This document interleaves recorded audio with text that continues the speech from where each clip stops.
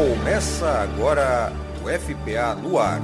Ciência e arte para informar. Um programa da Universidade Federal do Pará em Castanhal, em parceria com a Atlântico FM.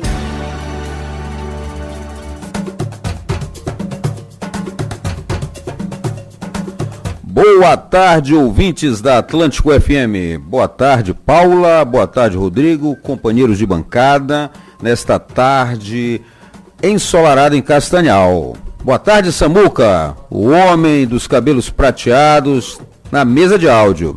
E daqui do estúdio da rádio, localizado em Castanhal, na ilharga da Praça do Estrela, chegamos até vocês com informação científica e cultural de primeira. Grande abraço a toda a população que ouve a Atlântico e está no entorno do município de Castanhal, da cidade de Castanhal. Um afetuoso abraço. E hoje, você está ouvindo os tambores africanos, até porque é para lembrar que no dia 13 último ocorreu a lembrança da abolição da escravatura e da herança africana no Brasil. E isso é um tema extremamente polêmico. Até o governo de Getúlio Vargas era o feriado nacional. Posteriormente, Getúlio Vargas apenas colocou como um dia de rememoração desse momento histórico. Em todo caso, nós não estamos aqui para ovacionar essa data no sentido de que é uma data, acima de tudo, uma data dos brancos. Afinal de contas, vamos logo mais tratar, não é isso, Rodrigo, sobre a abolição da escravatura no Brasil. E se pergunta, abolição para quem, Rodrigo? Boa tarde, professor Guilherme, boa tarde, Paula, Samuca, e boa tarde para todos os nossos ouvintes. E é isso mesmo, nessa edição do FPA no Ar vamos refletir sobre o 13 de maio, que é uma data marcada pela assinatura da Lei Áurea em 1888. Embora tenha simbolizado o fim legal da escravidão no Brasil, a abolição ocorreu sem qualquer reparação social, econômica, política para a população negra, E o que perpetuou desigualdades que nós ainda enfrentamos, Esse racismo estrutural, ele segue como uma realidade no país. E compreender a origem e as manifestações é essencial para superá-lo. Ao longo desse programa, nós vamos também valorizar as contribuições da cultura afro-brasileira e discutir os caminhos construídos pelo movimento negro. E, claro, destacaremos o papel da Universidade Federal do Pará na promoção da equidade racial, com ações afirmativas e projetos voltados à valorização da história e identidade negra na Amazônia. Afinal, combater o racismo também é papel da universidade pública. Fique com a gente, o programa está só começando.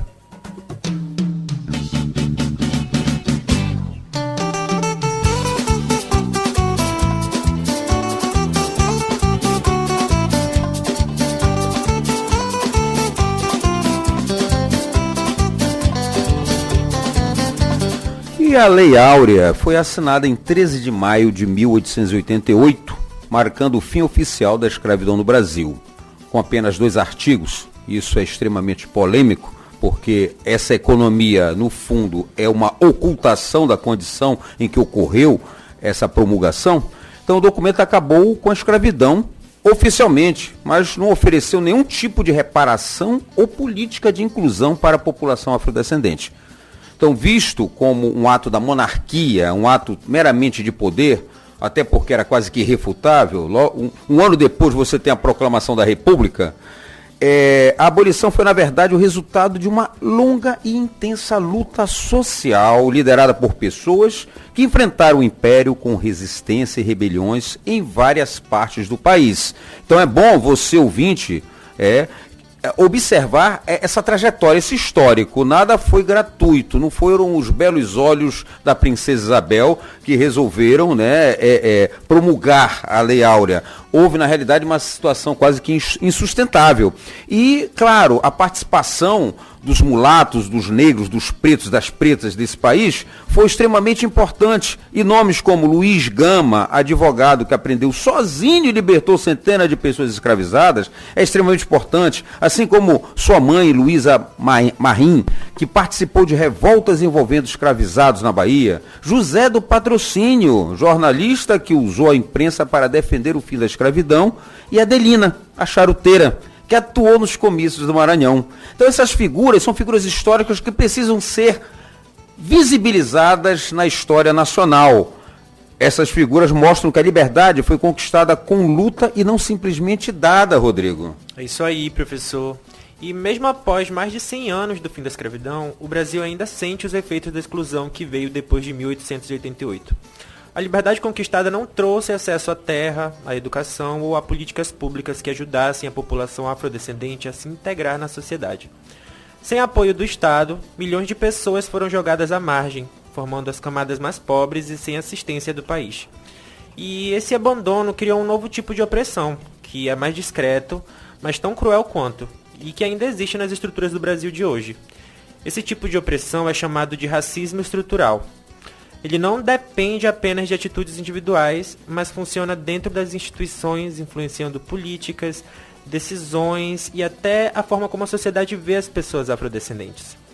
Como explica o jurista Silvio Almeida Prado, o racismo estrutural é uma lógica que organiza a sociedade e mantém desigualdades históricas. Ele aparece no sistema de justiça, que trata a pobreza como crime e pune com mais dureza os grupos historicamente marginalizados. Aparece também nas escolas, que muitas vezes ignoram a história afro-brasileira. E aparece também nas empresas, onde os cargos mais altos ainda são ocupados, em sua maioria, por pessoas brancas. Então, esse tipo de racismo ele é silencioso, e ele se repete também de forma automática e passa como algo normal. E, em todo caso, as consequências são visíveis. Segundo os dados da Pesquisa Nacional de Amostra de Domicílios, a PNAD, realizado pelo IBGE em 2023, pessoas afrodescendentes recebem, em média, 40% menos que as pessoas brancas com o mesmo nível de escolaridade. Já as mulheres afrodescendentes, em especial, ganham menos da metade do salário de homens brancos, segundo dados do Instituto de Pesquisa Econômica Aplicada, o IPEA, e da Organização das Nações Unidas, que se dedica à igualdade do gênero, a ONU Mulheres. O Atlas da Violência, por outro lado, mostra que jovens afrodescendentes têm 2,6 vezes mais chances de serem assassinados do que jovens brancos. A evasão escolar também é maior entre estudantes afrodescendentes, segundo o Censo Escolar de 2024. Além disso, o acesso à saúde de qualidade ainda é limitado para a maioria das famílias afrodescendentes, principalmente nas periferias urbanas, nas periferias das grandes cidades. Esses dados deixam claro que o fim da escravidão não trouxe de fato igualdade de oportunidades. Por isso, o 13 de maio, mais do que uma data para se comemorar, é uma data para se refletir sobre essa condição, né? E não é à toa que é muito mais significativo se falar no 20 de novembro, né? Em todo caso, é mais uma oportunidade, por isso nós estamos com esse programa no ar, para tratar desse tema tão necessário, tão delicado e tão invisibilizado, né? Porque essa data histórica é o começo da luta contínua e que continua. O crescimento dos movimentos sociais, as políticas de cotas e o fortalecimento da identidade afro-brasileira são conquistas importantes. No entanto, o racismo estrutural ainda cria barreiras, como foi bem lembrado pelo Rodrigo, todos os dias. Superá-las exige a ação do Estado, mudança nas instituições e o compromisso de toda a sociedade com a igualdade. É verdade, professor Guilherme. E é válido destacar também que a cultura afrodescendente tem um papel essencial na formação do Brasil. Desde o tempo colonial, com a chegada forçada de africanos, essa cultura influenciou fortemente a música, a dança e a comida brasileira. O samba, por exemplo, nasceu nas comunidades afrodescendentes do Rio de Janeiro e hoje é um dos maiores símbolos do país. A capoeira, que mistura luta e dança, surgiu nos quilombos e continua viva como expressão de resistência e identidade afro-brasileira. No quilombo Palmital dos Pretos, em Campo Largo, por exemplo, a capoeira é uma ferramenta de resistência e conexão com a cultura africana. Em entrevistas da empresa Sindmovec para o projeto Perfil dos Trabalhadores, o professor Chumbinho dedica-se a ensinar essa arte, aproximando os moradores de suas raízes, mas enfrenta também desafios com a falta de apoio financeiro e o afastamento de jovens da cultura afro-brasileira. Mas mesmo assim, a capoeira permanece viva e forte. Certamente, Rodrigo. Mesmo com as dificuldades, como você retratou, as ações de Chumbinho, elas mostram como é importante essa preservação da cultura afrodescendente, como uma marca e uma constituição da identidade nacional. Por isso, a luta do movimento negro no Brasil é antiga e tem essas raízes profundas, né? O que o Chumbinho faz é a flor que nasce dessas raízes tão longínquas, né, da luta nacional. Então, depois da abolição, jornais, clubes e grupos sociais passaram a denunciar esse racismo, essa exclusão. E no século XX, movimentos como a Frente Negra Brasileira, o Teatro Experimental do Negro e, mais tarde, o Movimento Negro Unificado, fundado em 1978, ajudaram a fortalecer a luta por direitos. A Marcha Zumbi, em 1985, e a atuação durante a Assembleia Constituinte, Nacional Constituinte, que resultou na Constituição Federal de 1988, foram momentos decisivos para a garantia de direitos e tornar o racismo crime. É isso aí, professor. E a partir dos anos 2000, o movimento negro conseguiu mais avanços. A criação da Secretaria Especial de Políticas de Promoção de Igualdade Racial, a CEPIR, que foi criada em 2003. Ela ampliou as políticas públicas nas áreas de trabalho, educação, saúde, cultura e direito à terra. Programas como o ProUni também, a Lei de Cotas nas universidades, que é a Lei 12.711 de 2012, e nos concursos públicos, a Lei 12.990 de 2014. E também a Política Nacional de Saúde Integral da População Negra e o Plano Brasil Quilombola, perdão. Todos esses são frutos dessa mobilização. Essas ações elas fazem parte do Plano Nacional de Promoção da Igualdade Racial, o Plano APIR, e elas ajudam a garantir o acesso e a permanência da população afrodescendente em espaços de decisão e prestígio. Uma conquista importante foi a aprovação da Lei 10.639 de 2003, que obriga o ensino da história e cultura afro-brasileira e africana nas escolas. Essa lei ela é fundamental para construir uma educação antirracista e valorizar a identidade afrodescendente. Mesmo com os avanços, ainda há muito o que fazer. O racismo ainda está presente nas instituições e principalmente na cultura. E o movimento negro continua exigindo a aplicação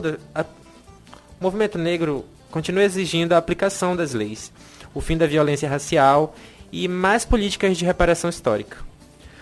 E Rodrigo, como nesse cenário a UFPA tem o seu papel, tem o seu destaque na inclusão racial? Então, desde 2008, a UFPA adota cotas raciais em seu processo seletivo, reservando vagas para estudantes pretos, pardos e indígenas, BPI, que estudaram todo o ensino médio em escolas públicas. Com a chegada da Lei 12.711 de 2012 e da Lei 14.723 de 2023, a universidade também passou a garantir cotas para quilombolas e pessoas com deficiência, promovendo assim a justiça social.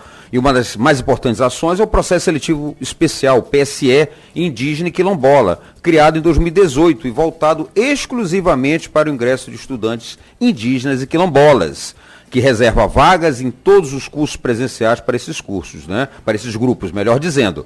Além disso, a UFPA garante vaga para indígenas e quilombolas também no PSR, Processo Seletivo Regular, que utiliza notas do Enem.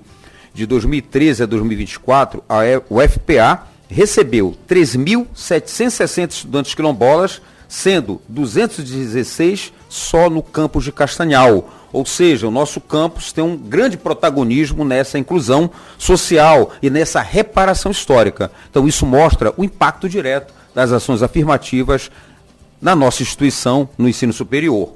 Isso mesmo, professor. E além de garantir o ingresso, a UFPA também trabalha para a permanência desses estudantes. A universidade conta com a Assessoria de Diversidade e Inclusão Social, a ADIS, que planeja e acompanha políticas de inclusão, e com o programa CAPAN, que promove intercâmbio científico e cultural para quilombolas.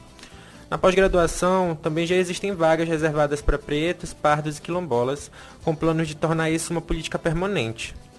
Com essas iniciativas, a UFPA mostra o seu compromisso com a transformação da educação e com o combate ao racismo dentro e fora da universidade.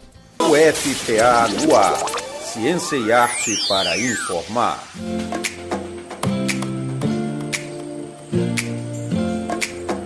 E voltamos para o segundo bloco do programa UFPA no ar. E neste bloco, como sempre, vamos estabelecer um diálogo, uma entrevista com uma pessoa especial, a professora, agitadora cultural, já foi secretária de Cultura do município de Castanhal, Janete dos Santos Oliveira, mulher negra, militante do movimento, nasceu em Belém e vive há quase, eu diria, mais de 50 anos no município de Castanhal, ou chegando lá, né? É licenciada em Matemática e em Ciências pelo UFPA, especialista em Gestão Escolar pela UEPA e Educação para as Relações Étnico-Raciais pelo IFPA. Atualmente cursa mestrado em Gestão de Empreendimentos Agroalimentares no Instituto Federal do Pará, aqui em Castanhal. E também é Iabacé do terreiro de Umbanda Caboclo Sete Flechas e mestra de Cultura Tradicional do terreiro, palestrante e divulgadora da história e da cultura afro-brasileiras. Então vocês já viram que é uma pessoa extremamente competente para estabelecer esse diálogo conosco sobre essa questão tão delicada referente à abolição da escravatura no Brasil. Então, Janete, muito obrigado. Você pode saudar o nosso público ouvinte? Boa tarde, Castanhal, boa tarde, professor Zé Guilherme, boa tarde, Paula. Alegria estar aqui com vocês, assim, principalmente com a oportunidade de discutir um assunto que dentro da nossa sociedade é extremamente camuflado, né? Sim, certamente. Né? A gente aprende na escola, estuda o 13 de maio. Ninguém nunca para pensar o que aconteceu no 14. Sim. E tudo o que a gente discute aqui hoje, o que a universidade faz dentro do seu trabalho, é exatamente resgatar esse momento do 14 de maio. Porque o grande problema do Brasil, do racismo, do preconceito, da desvalorização da população negra, se dá a partir do 14 de maio. Por uma questão da época econômica, por uma questão econômica, de interesses econômicos do Brasil, se assinou lá aqueles 2 artiguinhos, acabou. Tá, tchau, vão-se embora. O problema é o dia seguinte, né, Janete? Se virem. Não foi oferecido nada. Certo. Como compensação de décadas, séculos, porque a gente fala, tem pouco mais de 100 anos esse processo de abolição, entre aspas. Mas nós tivemos mais de 300 anos do regime de escravidão dentro do Brasil. E para que pudesse se referendar esse regime de escravidão, era necessário desconstruir o ser preto. Foi preciso desconstruir, desvalorizar de todas as formas esse ser preto, que constitui-se no preconceito que existe no Brasil, é uma desconstrução da imagem da pessoa preta, do corpo preto, de uma forma geral. Sim, sim. Para que pudesse se justificar a escravidão. E hoje se justifica muita coisa do racismo ainda com base nessa informação. Verdade, professora. A senhora tocou nesse tema que é bastante sensível, que é o racismo, mas a gente precisa realmente discutir sobre isso, né? E a gente sabe que essa discussão é necessária. E quando falamos de racismo no Brasil, muitas pessoas ainda enxergam essa realidade como algo distante. Ah, não está superado, não existe racismo no Brasil. Na sua experiência, professora, como é que o racismo se manifesta nas escolas, nas instituições públicas e na vida cotidiana da população negra, população afrodescendente? Eu tenho uma experiência muito pessoal nesse sentido, porque sou uma mulher preta, que esteve no primeiro escalão do executivo municipal. Sim. Isso, eu não vivi racismo da instituição prefeitura municipal de Castanhal, eu vivi racismo da sociedade, das outras pessoas.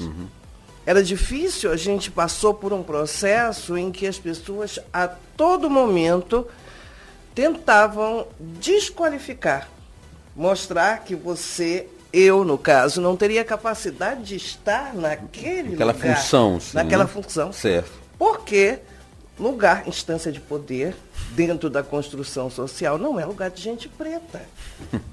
Isso é terrível, né? Principalmente a mulher preta. Isso. Né? Porque o preconceito para a mulher preta, ele é triplicado. Ela sofre discriminação por ser mulher. E ela sofre discriminação por ser preta. E por aí vai. E aí, dentro disso, a sociedade disfarça. Sim. Sabe, camufla de todas as formas. Chamam de mimimi, né? Eu, dentro do meu ambiente de trabalho, eu tive, assim, discussões acirradas a esse respeito, quando as pessoas tentam te dizer, não existe, eu não tenho preconceito, não existe o preconceito, e ele está ali, presente, porque a nossa sociedade foi construída sob essa base. É como se não se visse o preconceito, porque parece-me que ele está naturalizado, não é isso, Janete? Exatamente. É como se fosse uma normalidade. Exatamente, a naturalização da coisa. Porque foi isso lá atrás, nessa construção de desvalorização, é normal e natural. Por exemplo, com o advento da abolição, os pretos se viram sem nada e foram obrigados a aceitar aquilo Sim. que se podia oferecer, ou que se queria oferecer. O Brasil teve um processo que se ofereceu terras, dinheiro, condições de vida para os europeus. Sim, os brancos. Para os brancos virem para o Brasil. Sim. Que é outra história, para tentar branquear a terra. Sim. Sabemos. Para tentar branquear a terra. Então, para eles foi oferecido. Vieram alemães, italianos e etc, mas eles vieram já com garantia de terra para o trabalho, garantia de local para ficar, um receptivo para eles, havia um local em que eles chegavam, eram acolhidos. Os pretos não, foi um sequestro criminoso e depois vá-se embora, você está livre. E as próprias estruturas legais não foram mudadas. Se você for ver o Código Penal, que é do final do século XIX, mesmo com a abolição, ele não muda a condição. Então, por exemplo, certas práticas religiosas afrodescendentes continuaram sendo criminalizadas. E tem outra coisa. Tiraram os negros das senzalas, fecharam as portas, jogaram na rua. Sim. Imediatamente se lançou uma lei da vadiagem. Exatamente. Bom, eu não tenho trabalho. Eu vou ser preso porque eu sou vadio. Não tenho trabalho, não tenho casa, né? Não tenho casa. Consequência, até hoje, presídios e penitenciárias cheios, na sua grande maioria, de gente preta. É interessante como isso se reflete, né, realmente, historicamente. Isso. Interessante e grave. Muito grave. Dentro do advento do movimento negro que se veio construindo no Brasil ao longo dos anos, a gente tenta, primeiro, tem um movimento muito interessante de valorização do corpo preto. Certo. A minha geração, por exemplo, não relacionava ser bonito com ser preto. Certo. Sim. Ou tu era uma menina bonita, ou tu era uma menina preta. Na adolescência a gente sabe que é lá um inferno, é um período difícil. Hoje, e isso é consequência da evolução do trabalho que é feito dentro do movimento negro de uma forma geral, já se vê as meninas exibindo suas cabeleiras imensas, se achando lindas. As tranças maravilhosas, As né? tranças maravilhosas. Eu estou toda trançada. As tranças maravilhosas. E não é usar o cabelo por usar, nem é usar porque está na moda. É usar como um grito de autovalorização. E uma resistência, né? E resistência.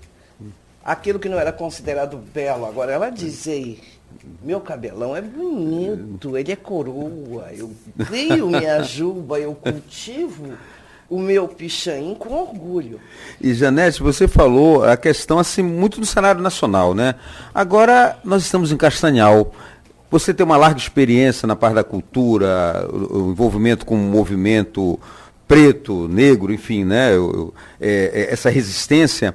Eu te pergunto, como, nesse contexto local, esses traços da presença afrodescendente acontecem aqui no nosso município?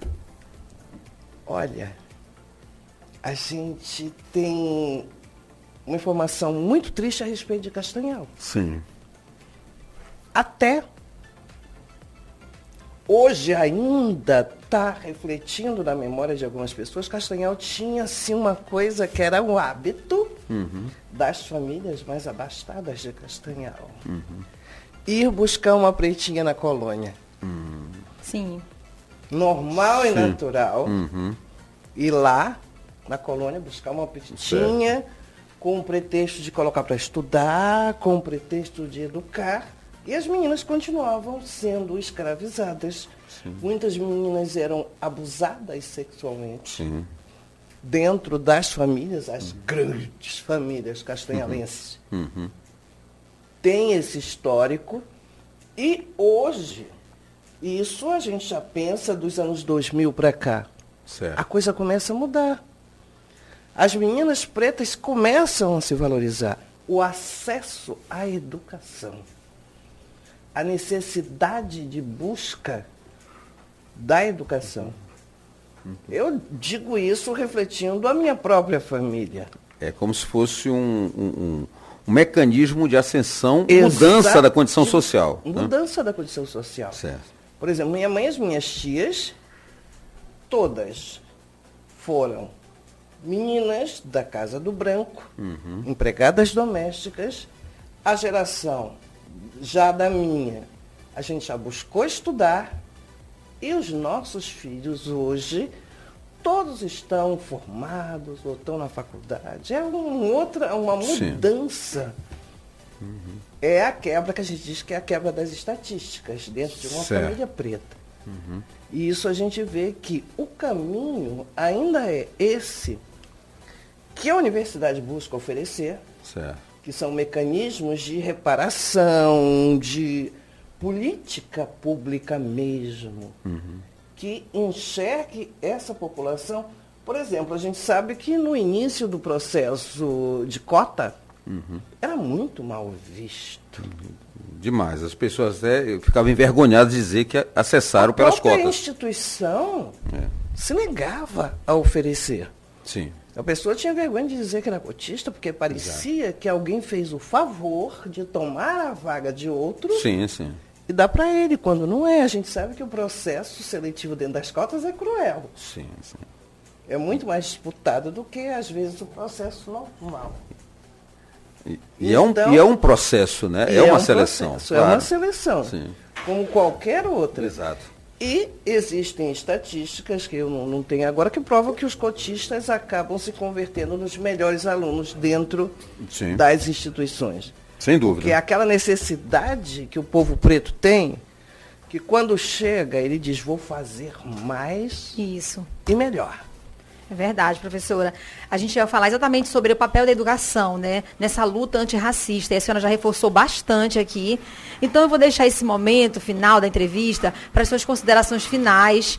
Fique à vontade para divulgar suas redes sociais, divulgar algum projeto. Como a gente já conversou há pouco, né? Divulgar, de repente, músicas, literatura, para os nossos ouvintes. Música. Isso cantor baiano, preto, chamado Lazo Fatumbi. Lazo Fatumbi, maravilha. Lazo Fatumbi. Ele tem uma música intitulada 14 de Março. Ótimo. Ele fala muito dessa condição que foi dada para o povo preto, ou melhor, da não condição dada ao povo preto, e que, ao contrário do que houve dentro da teoria do branqueamento no Brasil, a ideia é de que, quando começaram a vir os brancos trazidos da Europa, se dizia que dentro de 100 anos não teria mais preto no Brasil, né? Que o Brasil ia clarear todo. Sim. Lê do engano. Continua com a grande maioria da população negra e, uma vez, faz tempo, em que numa das minhas falas, dentro de uma universidade, sobre esse tema, população negra, então a gente tem, de acordo com o IBGE, a maioria da população é preta. Certo. E por que tu entra numa universidade e não está cheio de pretinho lá?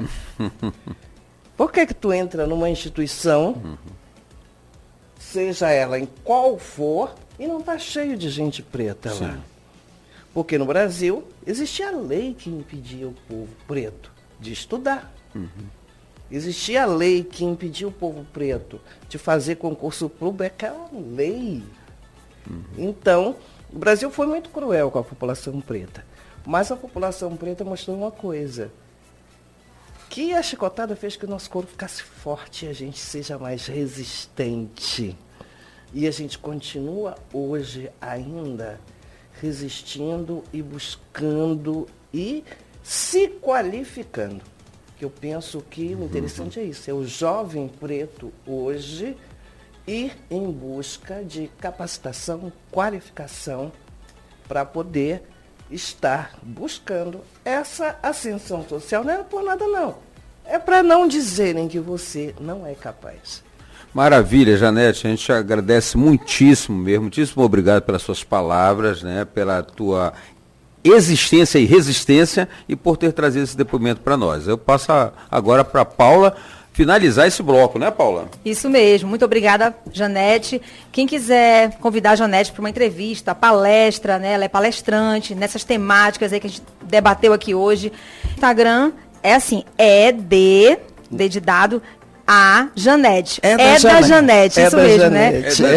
É da Janete, o Instagram, gente. Meu e-mail é dajanete@gmail.com. Pronto, quer mandar um convite, quer saber mais sobre essa temática, quer convidar a Janete para debater sobre racismo, sobre educação étnico-racial. Feminismo negro. Tudo isso. Então, ela está à disposição, com certeza.